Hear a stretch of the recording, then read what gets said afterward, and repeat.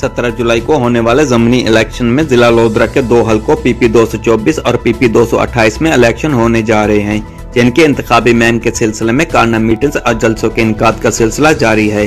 हल्का PP 224 में पाकिस्तान तहरीक इंसाफ के नामजद उम्मीदवार आमिर इकबाल शाह की इंतखाबी मुहिम के सिलसिले में जलसे का इनकाद किया गया। जलसे में पाकिस्तान तहरीक इंसाफ के रहनुमा साबिक़ वफाकी वजीर पार्लिमानी अमूर अली मोहम्मद खान और पाकिस्तान तहरीक इंसाफ जनूबी पंजाब के सदर सेंटर आन अब्बास पप्पी ने खुसूसी शिरकत की। जलसे में MNA इब्राहिम खान, मियां शफीक आरई और दीगर रहनुमाओं ने भी शिरकत की।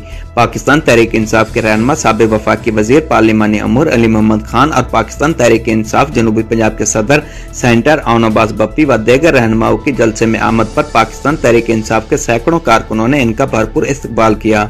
पाकिस्तान तहरीक इंसाफ के रहनुमा साबिक़ वफाकी वजीर पार्लिमानी अमूर अली मोहम्मद खान और पाकिस्तान तहरीक इंसाफ जनूबी पंजाब के सदर सेंटर आन अब्बास पप्पी व दीगर रहनुमाओं ने जलसे के शुरका से खिताब करते हुए कहा कि आज इमरान खान पाकिस्तान की बका और पाकिस्तान की सालमियत की जंग लड़ रहा है।